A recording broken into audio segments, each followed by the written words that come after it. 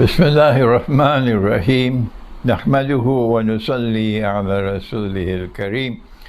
We greet you with Assalamu alaikum wa rahmatullahi wa barakatuh from my sitting room here in my home in the Caribbean island of Trinidad.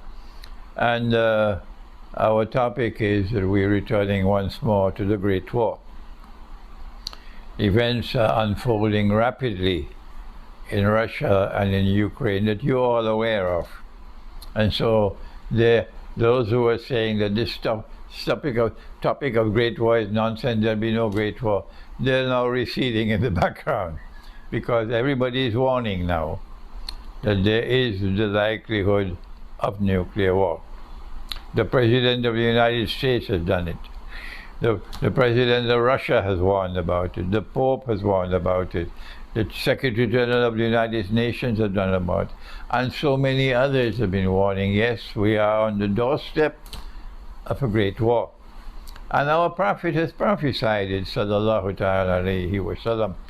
The Malhama, he called it, in which 99% of those who fight in that war would be killed. Yes, so therefore it cannot be conventional warfare. If our Prophet prophesied 99% of combatants being killed, it has to be a war using weapons of mass destruction. Now then, I have spoken on this subject again and again, but I want to bring it into a capsule today. What is the first step we must take to prepare for nuclear war? Answer. They will not give you the answer because they don't talk about nuclear war. No. And if they do, they're supporting NATO. That's what these traitors do. And they call themselves Islamic scholars. I am denouncing them so that you will know who they are. The first thing that you have to do as a believer in the one God, to prepare for nuclear war, is to banish the fear of death from your heart. I cannot ask you to do something that I'm not doing myself. And so I say to you, truthfully and honestly, I don't have any fear in my heart at all about death. No. And I never had any fear when you had your COVID circus. The COVID circus and the 3 feet social distances and your face mask and all that circus. I never had any fear in my heart at all these last 2 years. If you have faith in your heart, then you will not have the fear of death in your heart. If you are afraid to die and you're searching for a place where you could hide in a nuclear war, you don't have faith in your heart, my brother. You don't have faith in your heart, my sister. So that's my first advice. Banish fear of death from your heart. Is there anyone telling you that? The second way to prepare, as people who follow Prophet Muhammad alayhi salatu wasalam, the Christian will give you a different answer, the Hindu, the Buddhist. I'm talking for those who are Muslims. The second step in preparation for the Great War is to seek protection from the Quran.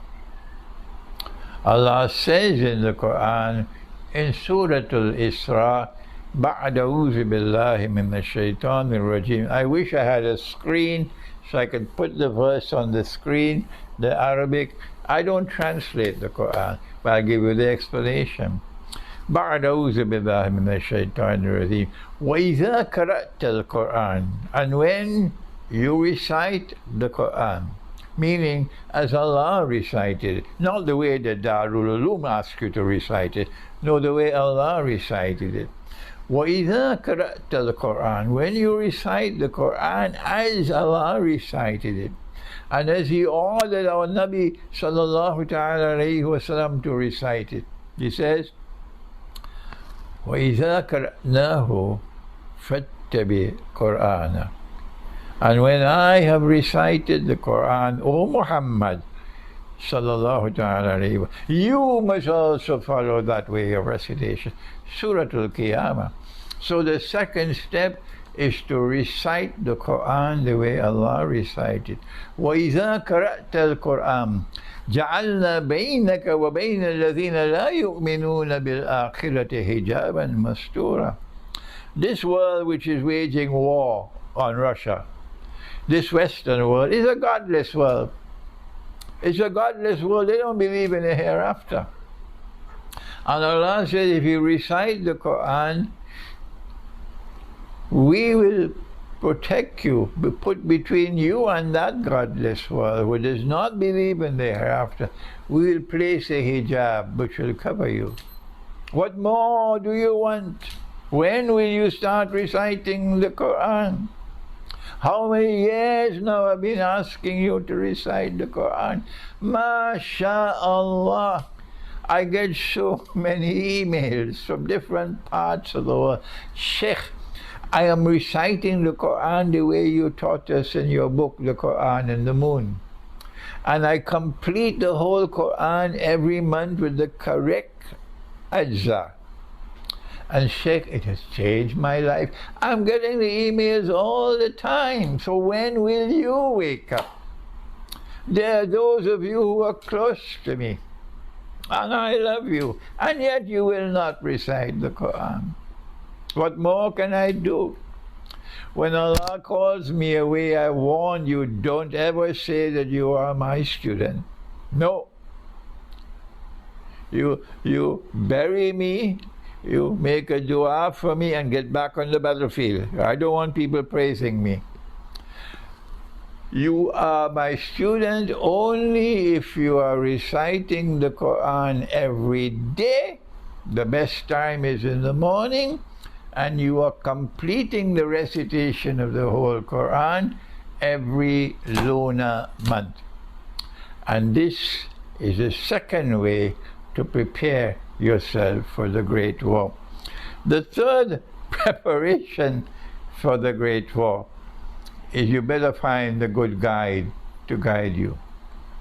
There are bogus scholars out there, bogus, who gives you a version of Islam that the Western world doesn't feel any threat at all. It's like a Sunday lunch for them, that version of Islam that comes from these scholars.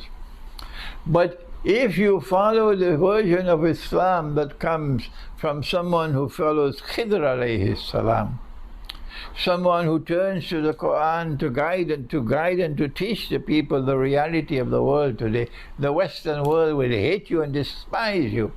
So look for a scholar of integrity. Look for a scholar who can throw light on the world today. Look for a scholar who can tell you the Great War is coming. Look for a scholar who can help you to prepare for that Great War.